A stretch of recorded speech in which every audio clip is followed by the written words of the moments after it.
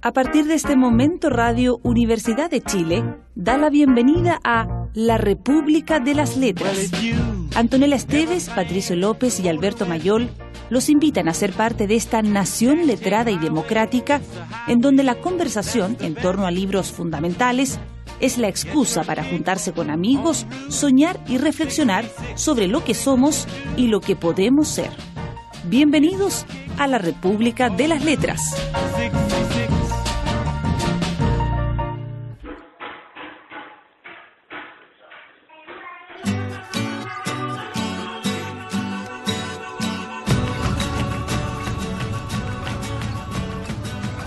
Sí, perdido en una profundidad inconmensurable. 30 leguas de corteza terrestre abrumaban mis hombros con su peso espantoso. Me sentía literalmente aplastado. Traté de pensar en la vida al aire libre y apenas sí pude conseguirlo. Hamburgo, la casa de Königstrasse, mi pobre Grauben, todo ese mundo bajo el que yo me hallaba perdido, desfiló rápidamente por mi memoria despavorida.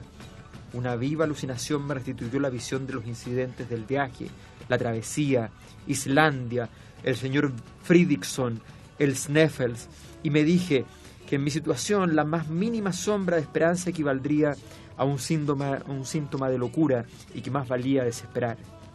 Pues qué potencia humana podría devolverme a la superficie del globo y separar aquellas inmensas bóvedas que pendían sobre mi cabeza. ¿Quién podría conducirme al camino del retorno para reunirme con mis compañeros? Oh tío, exclamé desesperado. Fue la única palabra de reproche que me vino a la boca, pues comprendí que el desventurado debía estar sufriendo en busca mía. Viaje al centro de la Tierra, Julio Verne, Patricio López, Antonella Esteves. Buenas noches. Mayor. ¿Cómo están? Sí. Buenas Echamos noches. de menos. ¿Qué tal? Andaba en Islandia. Andaba en Islandia. ¿Andaba en el centro de la Tierra? Claro. No, Más bien en la Sí. superficie. más bien en la superficie. Sí. En fin. Bastante pegado a la superficie. Salvo por los metros que a veces están muy profundos. Pero no. Pero En todo fin. bien, todo bien. Julio Pero Verne. Oye, qué buena elección hicieron, ¿eh? Fue Patricio López. Ah, Patricio. Sí, yo lo primero que quiero pedir es un reconocimiento a Patricio López por el libro que eligió. Sí, es verdad. Creo que está cada día mejor él. ¿Ah? Cada día mejor. Claro, como Me la mandaba Madrid. mensajes Saludos Patricio Alfredo a la Madrid. en la semana. Me aplaudo a mí mismo. Qué linda la cita, en todo caso, del prólogo. Tened por bien que dé noticia al mundo de lo que el centro de la Tierra encierra. Sí. De la Eneida.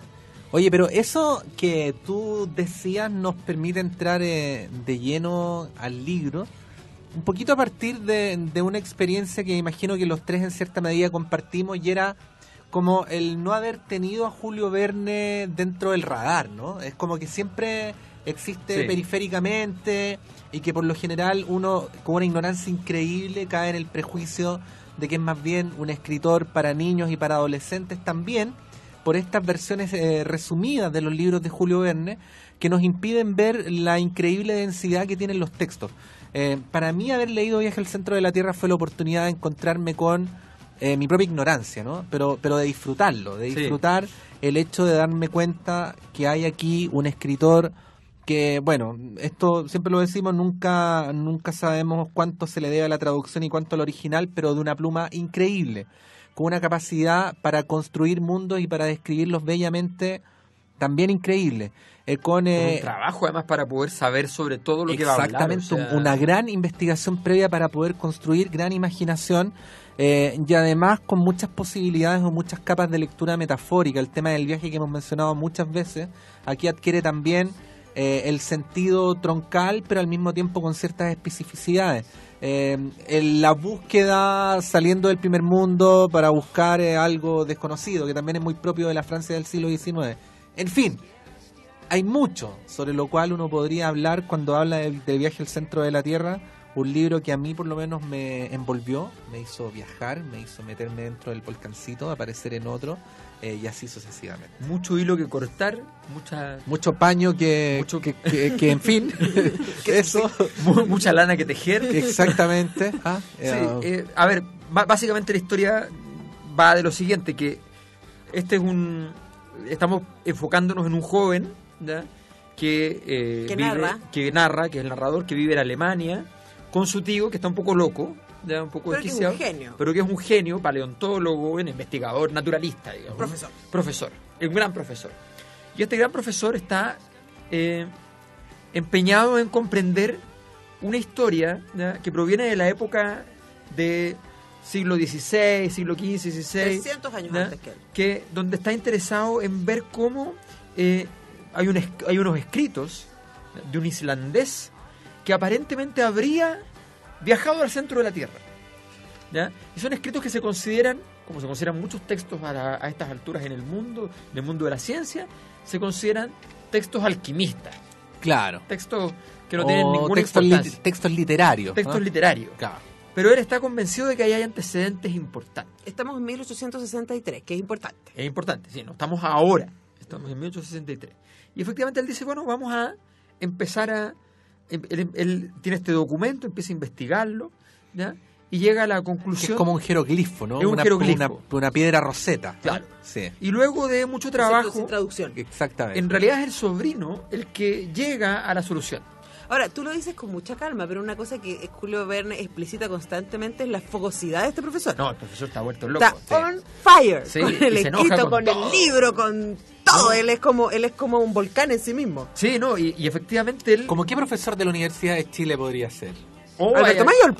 No, hay volcanes, pero Hay volcanes. unos volcanes, sí. Bueno, volvamos Ustedes al- han tenido clases con algunos volcanes. Sí, bueno. Sí, sí. Volvamos al libro. Volvamos al libro. Ya. Este volcán en Islandia. Claro. Nada que Era ver. en Alemania primero. En Alemania, Claro. primero. Este profesor en Alemania, que estaba pensando en Islandia, ¿ya? Bueno, él, entonces, el sobrino de repente logra detectar cuál es el mensaje cifrado que está en los textos. Y no se lo quiere decir al tío porque se da cuenta de que lo va a llevar Y lo perdemos. literalmente Lo perdemos. al lugar más lejano del planeta. Entonces no le cuenta hasta que finalmente ya en un momento determinado ya la incontinencia verbal y le cuenta. Porque además ve como el tío sufre. Y ahí pasó lo que inevitablemente iba a pasar. Se arma La expedición. Y el niño, y Se aquí hay arma una historia, en 2 días. hay un detallito Exacto. bien Nos bonito vamos. que a mí me recordó mucho el Principito y la Flor, Ujú. que es que aquí hay un personaje muy importante para el narrador, que es Grauben, Ujú. ¿ya?, que es la novia, ¿ya?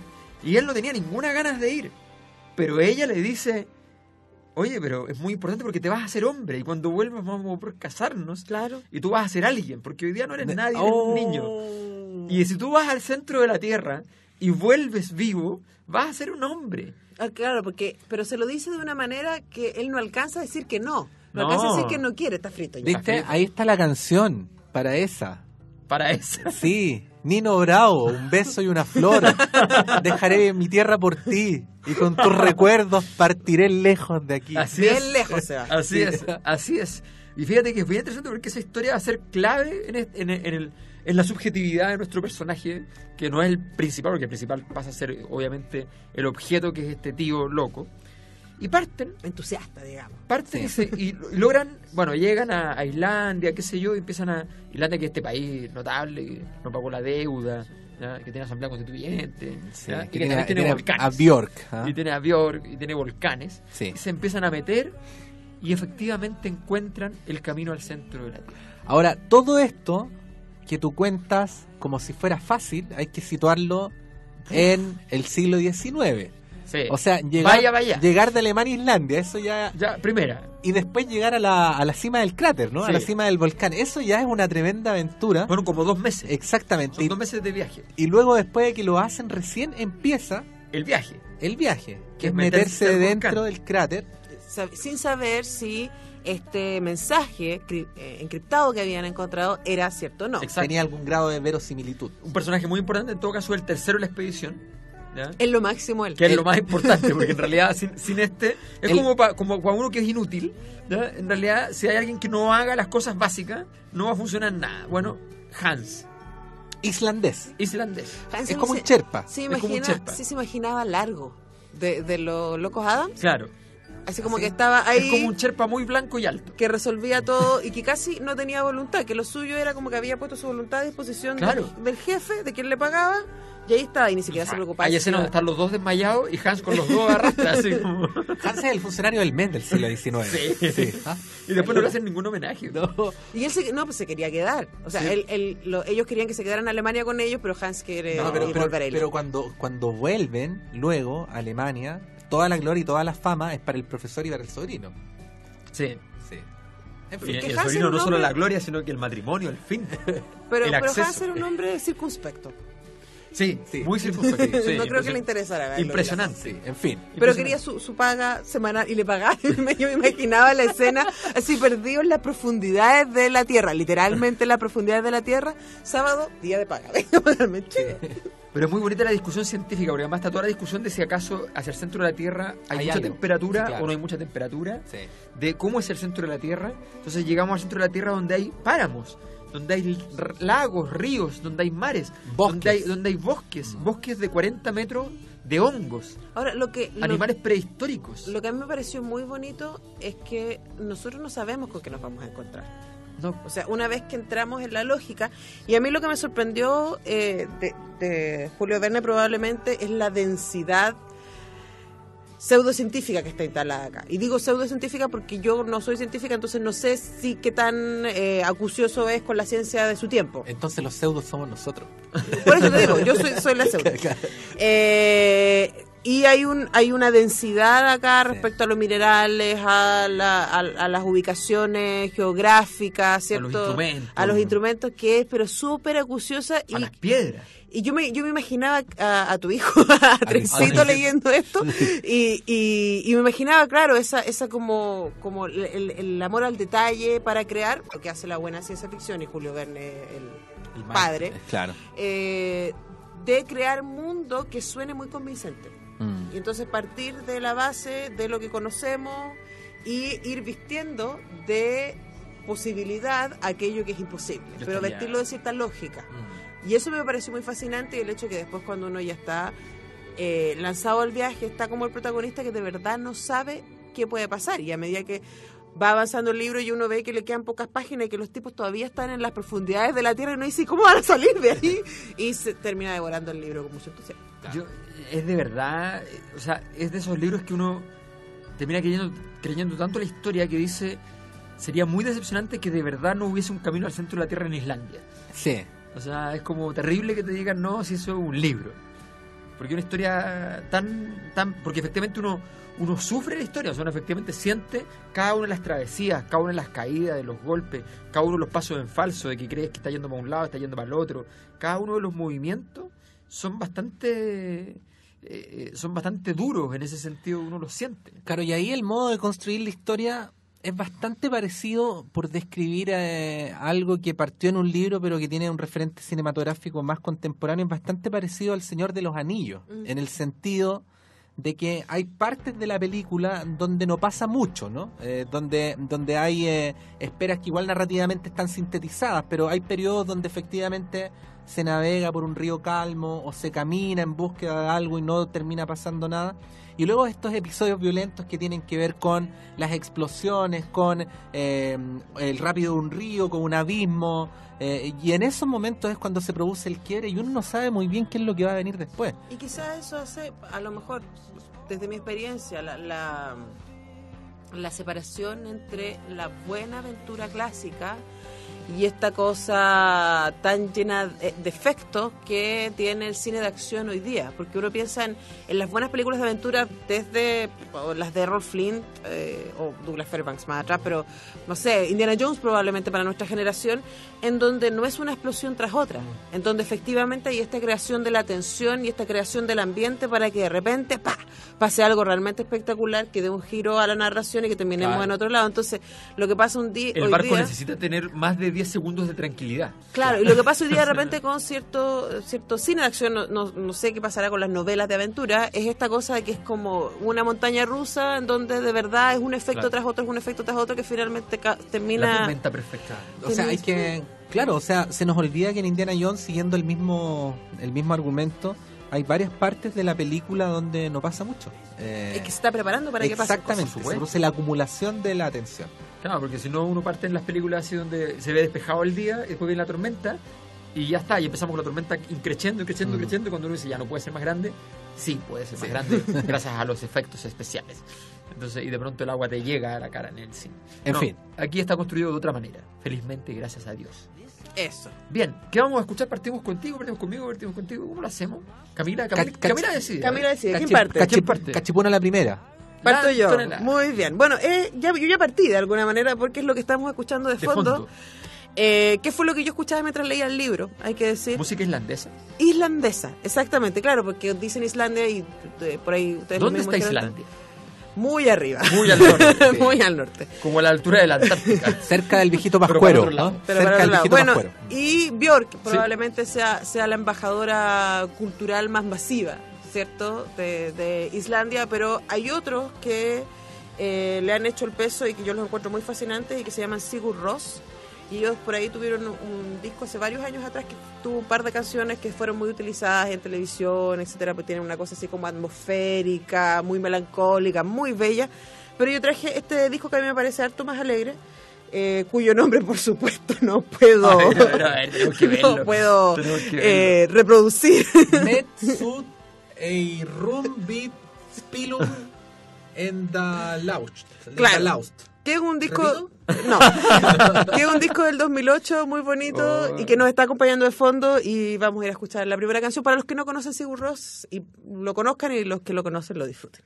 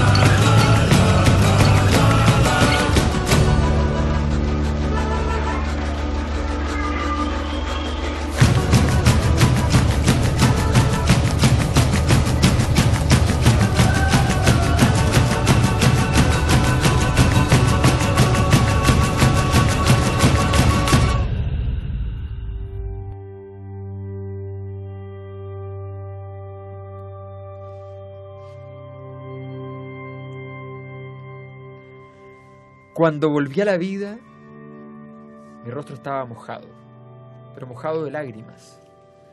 No sabría decir cuánto duró este estado de insensibilidad, puesto que ya no tenía medio de darme cuenta del tiempo.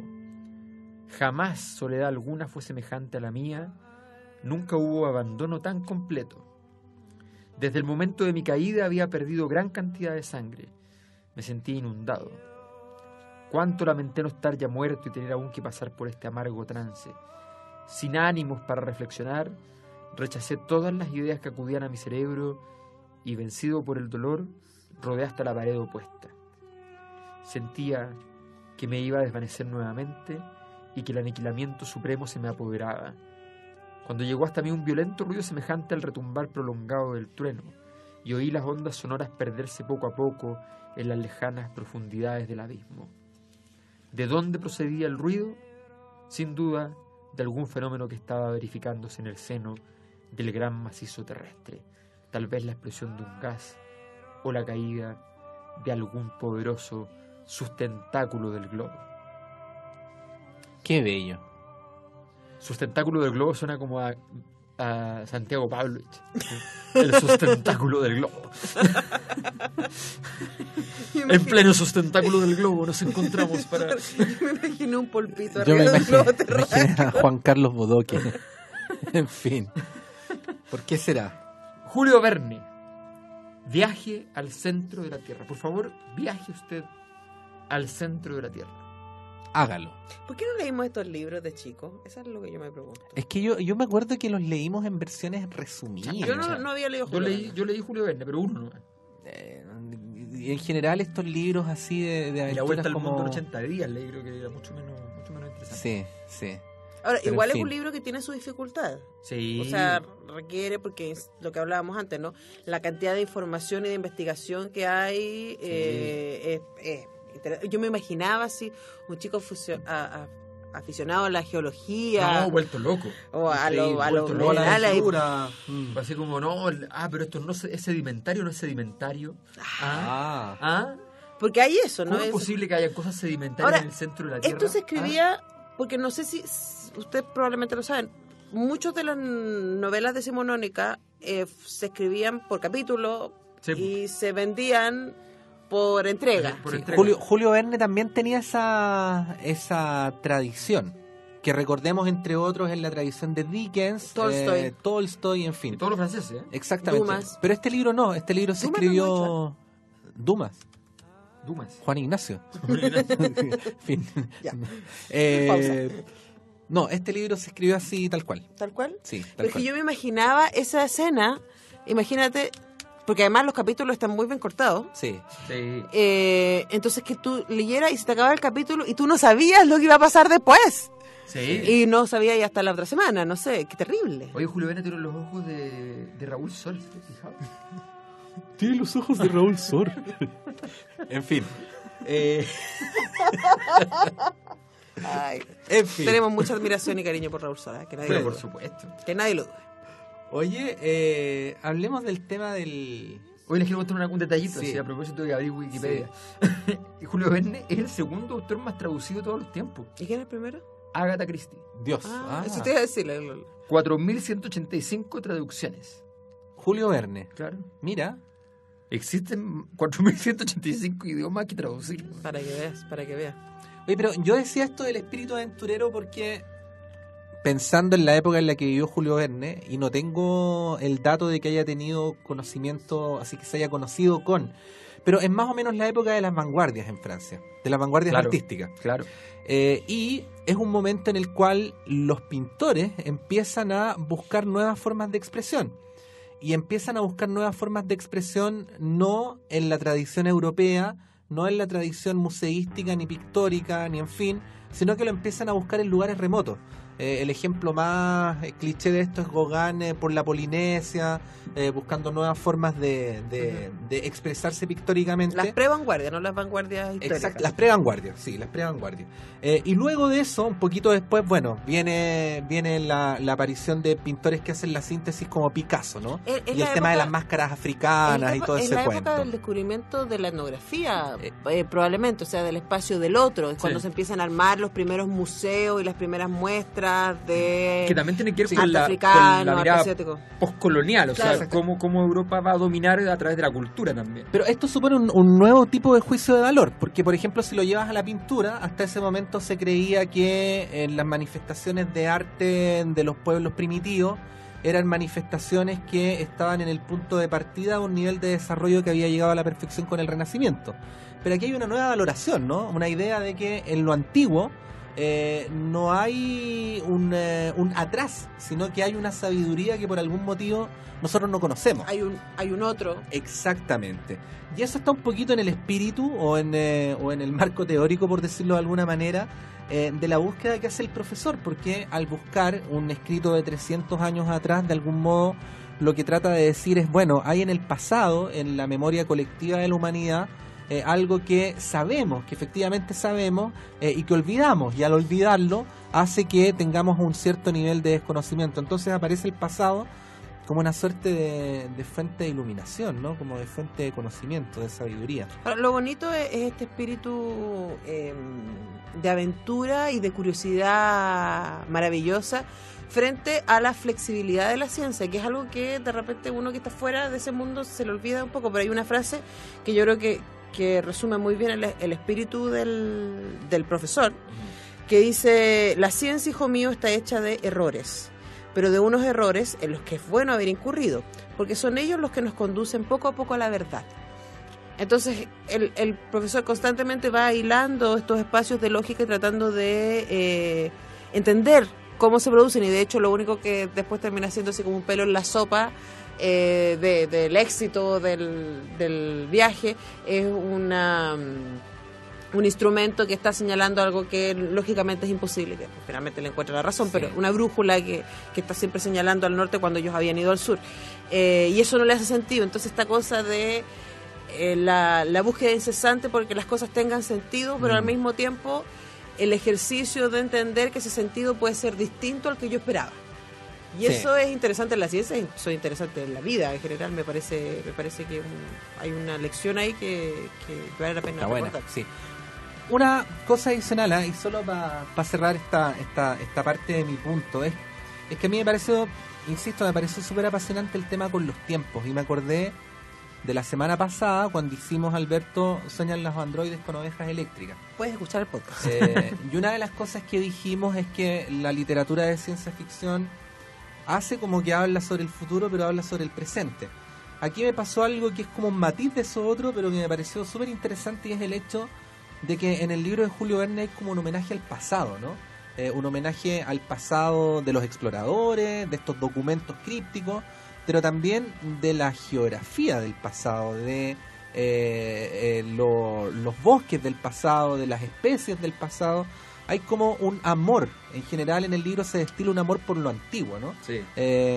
Y claro, esta es una interpretación mía, pero como que te da a entender también de algún modo que esto hay que rescatarlo, ¿no? Hay que rescatarlo y traerlo a la Francia del siglo XIX, de la segunda mitad del siglo XIX. ¿Vamos a escuchar otro temita? ¿Les parece? Vamos. ¿Voy yo? Voy George. ¿Voy George? Vamos a escuchar... Do you really want to hear me? ¿Qué les parece escuchar a Howlin' Wolf? Siempre. Siempre. Sí. Un grande.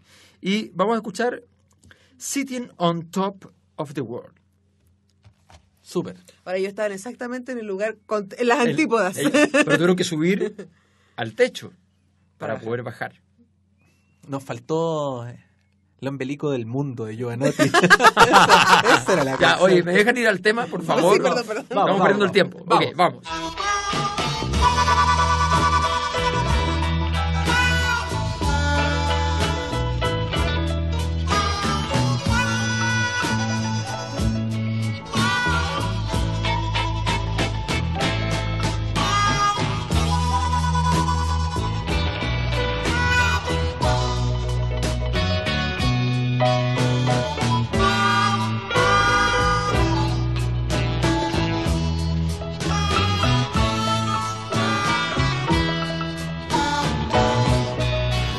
Summer day,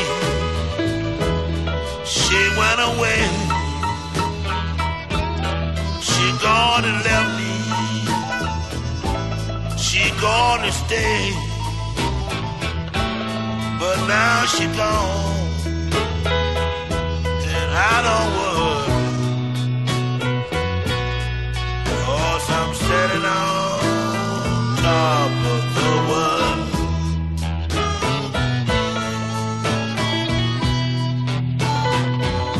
Works all the summer and worked all the fall. I had to take my Christmas and my overhaul, but now she gone, and I don't worry, because I'm sitting on top of the world.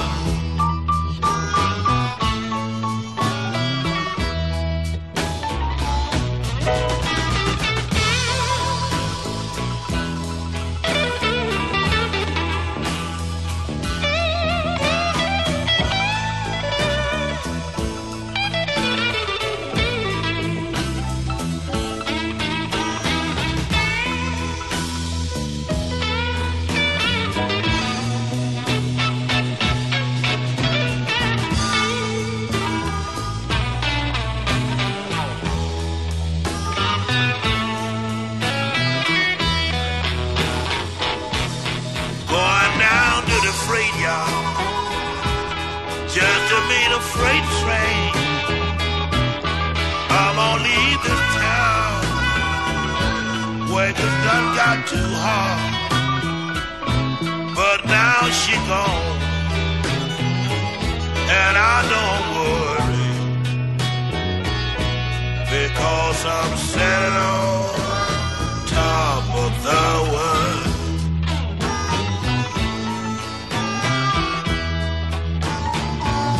One summer day, she went away. She gone and left me. She gonna stay, but now she gone, and I don't worry, because I'm sitting on top of the world.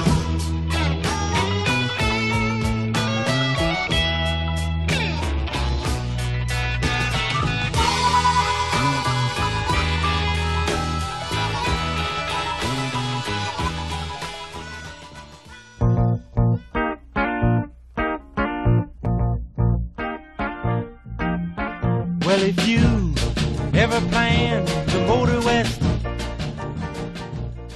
Jack, take my way. It's the highway.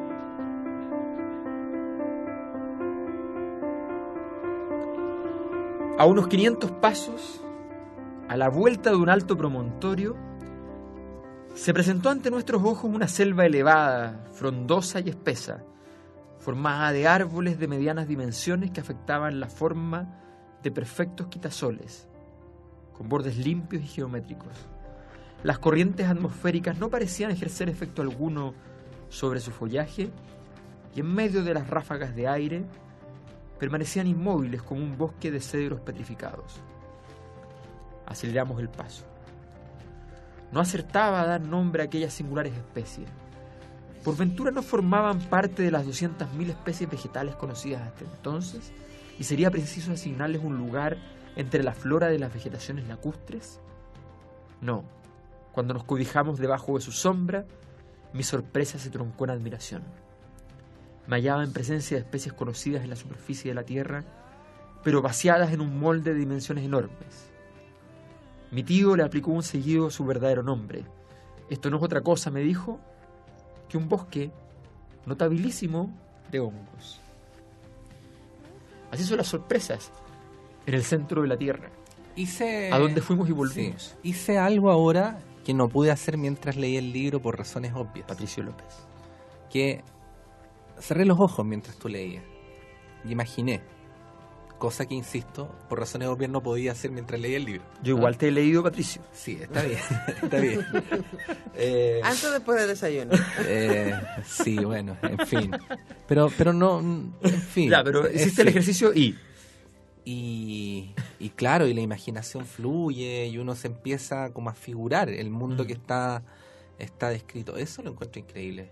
Es que es bien impresionante porque uno logra situarse, o sea, de verdad uno se imagina que el relato del centro de la Tierra es muy inverosímil.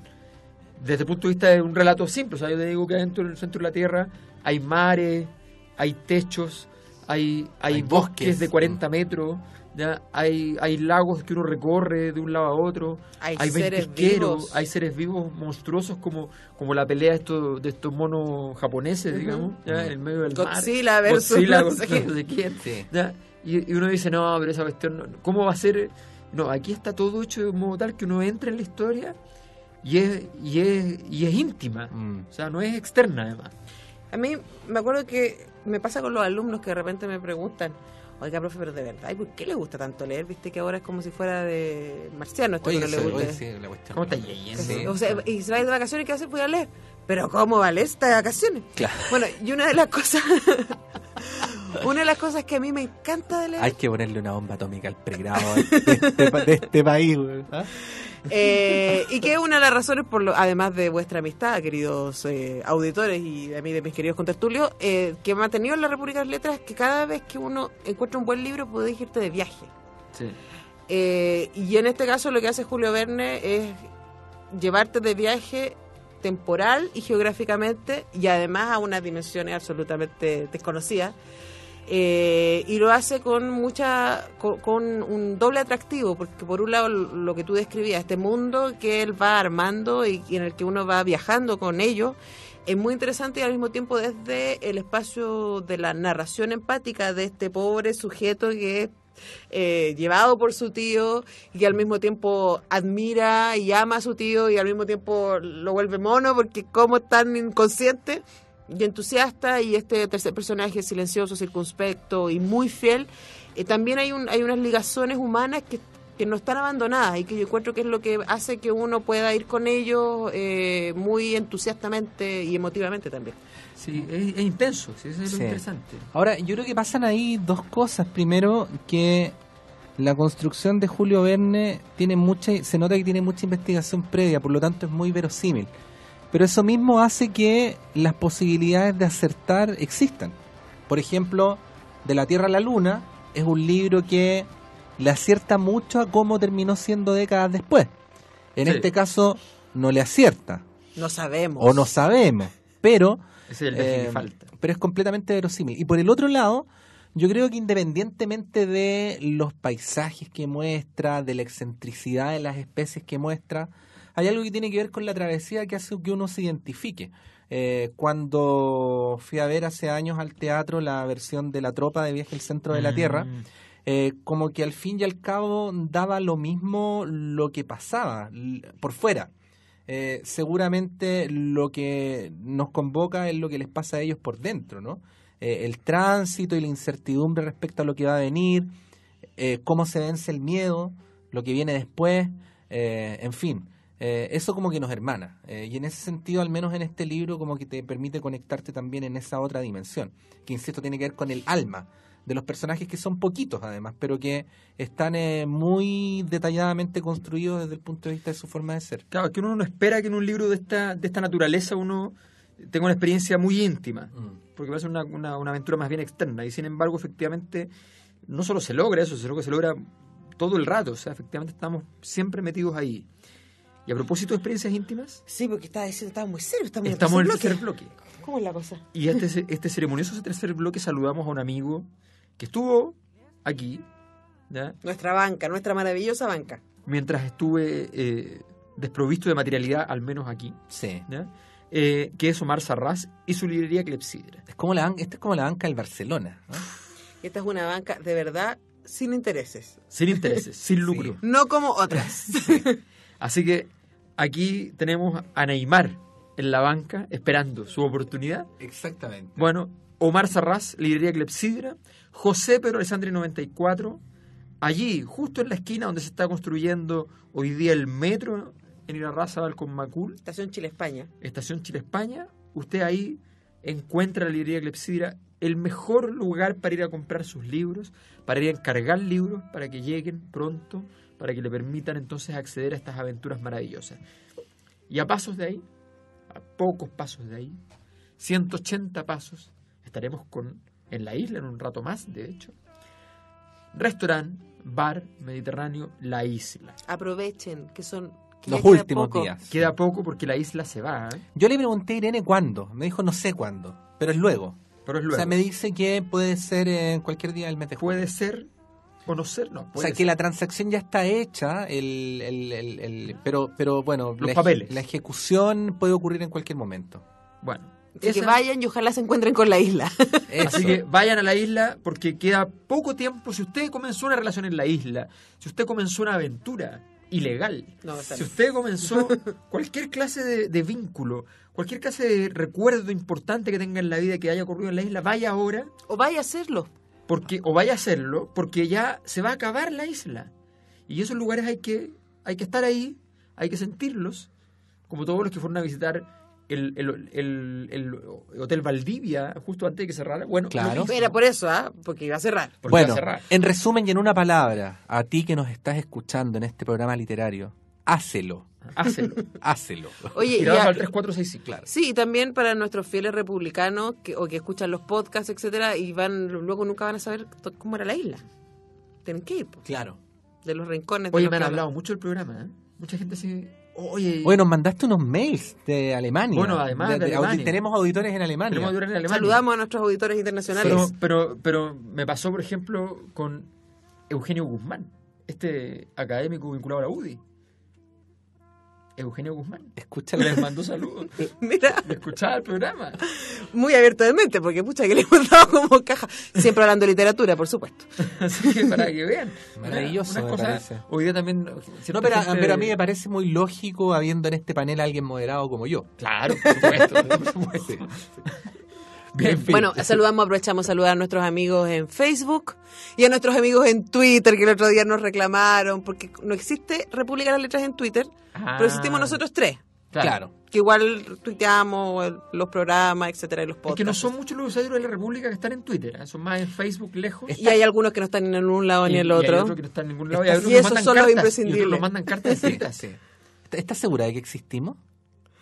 Mira, yo después de la semana pasada, no sé nada, después de que soñé con ovejas eléctricas y ya estoy perdida. En fin. Patricio. Yo estaba buscando la canción Tallera para el programa, ¿no? Ya. El Está quiebre. la jugada. La jugada. Pero me encontré con una canción bellísima y que narra muy bien el intento por volver, porque hay que decir que este libro hasta cierto punto es ir, pero en cierto momento es la lucha por salir de ahí.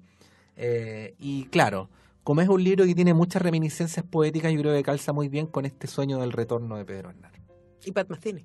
y Pat Metheny. Pero es que esta es una versión en vivo, sin Ok. Pat Metheny, Ok. con Pedro Aznar. Pero la composición no fue junta. Sí, po. Ah, Eso, eso.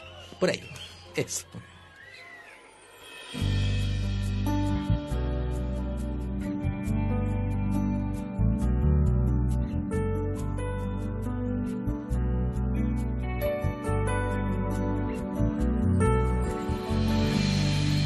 Al mar eché un poema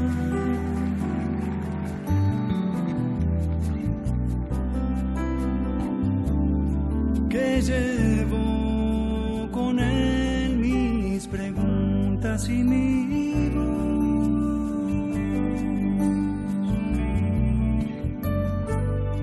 Como un lento barco se perdió en la espuma. Le pedí que no diera la vuelta sin haber visto el alta mar. En sueños hablan conmigo de lo que dio. Aún si no volviera,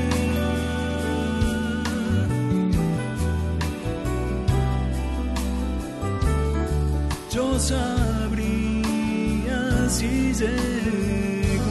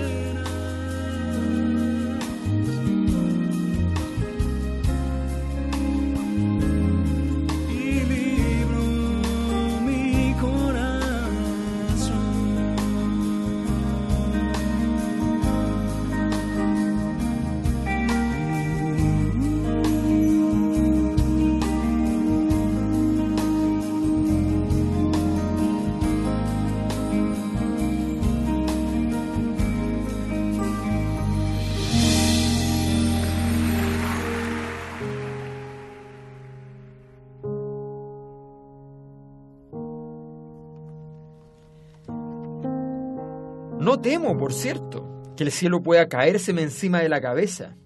Y ahora dígame, tío, ¿cuáles son sus proyectos? ¿No piensa usted regresar a la superficie del globo? ¿Regresar? ¡Qué disparate! Por el contrario, proseguir nuestro viaje, ya que todo hasta ahora nos ha salido tan bien. Sin embargo, no veo medio de penetrar por debajo de esta llanura líquida, tío. No te imagines que pienso arrojarme a ella de cabeza, pero si los océanos no son propiamente hablando más que lagos, puesto que se hayan rodeados de tierra, con mayor razón lo es este mar interior que se haya circunscrito por el macizo de granito. Eso no cabe duda, dice el sobrino. Pues bien, en la orilla opuesta tengo que asegurar de encontrar nuevas salidas. ¿Qué longitud le calcula usted a este océano? 30 o 40 leguas. Ah, exclamé yo, sospechando que este cálculo bien podría ser inexacto. De manera que no tenemos tiempo que perder, dijo el tío, y mañana nos haremos a la mar. Involuntariamente busqué con los ojos el barco que habría de transportarnos. Dije, ¿nos vamos a embarcar? Me parece muy bien, pero ¿en qué buque tomaremos pasaje? No será en ningún buque, hijo mío, sino en una sólida balsa. ¿Una balsa? Una balsa es casi tan difícil de construir como un buque, y por más que miro, no veo. Cierto que no ves, Axel, pero si escuchases, oirás. Sí, ciertos martillazos te demostrarían que Hans no está con los brazos cruzados. ¿Está construyendo una balsa? Sí. ¿Cómo? ¿Ha derribado ya árboles con el hacha? Los árboles están ya derribados. Ven y verás su obra. Yo quiero un Hans. Son súper útiles. Sí, se pasó. Es impresionante. Un Hans Pozo. No, de esos no quiero. Quiero uno de Es estos. notable porque además le dice, oye, pero ya hace una cuestión de madera y la madera son pinos, abetos, normales, digamos. Pero igual, Pero están mineralizados, son súper duros. Sí. es que eso es porque yo pensaba, ¿cómo? Viste que al final salen en una erupción Claro, y salen impulsados por la lava. claro. Sí. Y yo decía, ¿y cómo la madera no se derritió? Porque estaba mineralizada. ¿Ah? Claro, porque decían que eso los había salvado, que la balsa flotó encima de la lava. Claro. Y de Ahí hecho, fue la única lo que forma de pasó. salir porque ya no tenían cómo salir. Oye, hay una frase que es una cita, y que A uno ver. cuando ya empieza a presumir la genialidad de los autores tiende a llegar a la conclusión de que fue escrita con su qué. A ver. Porque dice, esto es al final del libro, concluiré diciendo que este viaje al centro de la Tierra causó enorme sensación en todo el mundo. Se tradujo a todas las lenguas y se imprimió en todas partes. Los más acreditados periódicos se disputaron la publicación de los principales episodios, que fueron comentados, discutidos, atacados y defendidos con igual convicción por parte de creyentes e incrédulos. Maravilloso. Buenísimo. ¿Ustedes sabían que Gastón, de 25 años, sobrino de el señor Julio Verne, que él tenía 58, iban por la calle ambos caminando, Gastón era su regalón, y de pronto Gastón tomó una pistola y le disparó 1, 2 y 3 veces. También tú, Bruto, ¿Y lo hijo mató? mío. No lo mató, pero lo dejó bastante mal. Y lo tuvieron que meter al manicomio, porque A nunca Gastón. se explicó realmente cuál fue la causa Ay, qué dolor. de ese tremendo conflicto. La vida de Julio Verne es muy, muy compleja, estuvo lleno de aventuras extraordinarias. Se fue muy joven de su casa a explorar lugares, se fue a Rusia a vivir así como... Además que uno dice, claro, se fue a explorar, pero a ver, ubiquémonos la 1860, época en que estamos. Sí, o Si sea, no existía el water, No, para no. empezar a hablar, o sea, para que usted entienda, sí, digamos. sí. ¿Ya? O sea, de verdad, las No cosas... existía el water, no existía el auto, no existía el pavimento, no existían los aviones, no existía Había unos poquitos trenes, muy el poquititos. No GPS, existía el cine. no existía el cine, no existía, Solo existía la luz. no existía el marxismo. No existía el marxismo, estaba recién ahí, Está ahí pensándose. ahí apareciendo, Exacto. emergiendo desde las Estaban tinieblas, ahí. desde la oscuridad No del existía infierno. ni la Torre Eiffel, po. Dante Alighieri había hecho Pero ya las se viene, bases sí. del Sí. marxismo, pero estaba por salir desde el infierno. Exactamente. Oye, Viaje al centro de la Tierra. Roland Garros tampoco. Estupendo libro y no se crea, eso es lo bonito de un estupendo libro, porque uno no tiene que ser ni muy joven ni muy viejo para disfrutarlo. Es excelente. Iremos por otro Julio Verne luego, me imagino. Sí, vamos a vernizarnos. Sí. Igual yo le tengo ganas al libro nuevo del Paolo. Ah, pero- Giordano. Sí. Ah, bueno, Pero pero, es que está larguito, sí, pues. está larguito, pero está rapidito. Ahora, a propósito de eso, porque te iba a ¿Viste, decir... viste, Alberto, la diferencia entre hacer clases en una escuela en paro Sí, y una que no está en paro? Es que se iba a decir, dejémoslo para final de semestre, pero a propósito de eso, y hay una de las cosas que probablemente en mi experiencia valoré más, y estoy seguro que ustedes también, de Julio Verne, es este ejercicio de, porque confesemos, o confieso, a nuestros auditores que no todas las semanas es fácil llegar a terminar No. el libro de La República, y hay libros que te hacen más difícil la pega que otros, y este, aunque un libro de 300 páginas, y en algunas versiones me imagino que más, porque la letra es bastante pequeñita, se lee súper Súper rápido. rápido y con muchísimo agrado. Es muy, muy, muy entretenido. Sí. es muy amable con el lector. Claro, entonces, a estas alturas del semestre y con toda la locura de cosas que tenemos para hacer, fue para mí un recreo, así como ya voy a leer un ratito Julio Verne, me voy a dar un recreo, y eso siempre se agradece. Oye, a propósito de locura, la próxima semana. Pero pues esta locura, dices tú. La próxima semana, ¿qué tenemos la próxima semana? También seguimos con los minerales. Qué buen puente. ¿Ah? Qué colgado. Te demoraste, Mayol. ¿Cuánto tú vas a hacer el programa? Así que... Ah, Pablo de Roca. Vamos con Pablo de Roca Pablo de la Roca, próxima Pablo semana. de Roca, lo entendí súper rápido. Y su amigo el señor Rajuela. Eso. ¡Ay! Eso no es nada. Nos Vamos a llegar en tronco móvil. Sí, en fin. Ya, nos vamos. Nos vamos. Desde Islandia a Chile. Desde las piedras a piedras. Con el marxismo, vamos. Justamente. Exactamente. Marxismo adelante. Nos vamos con Pablo Gracias, Roca Cami. El verdadero marxismo. y todo el marxismo. Sí, no como Neruda. No como Neruda. Amarillo, Eso, maldito eso, amarillo. eso. Vamos. Vamos. Ya, que tengan Buenas una noches. estupenda noche. Chaito. Chao, chao. Antonella Esteves, Patricio López y Alberto Mayol y su República de las Letras regresan la próxima semana con un nuevo libro y nuevas conversaciones. Los esperamos. Homebrew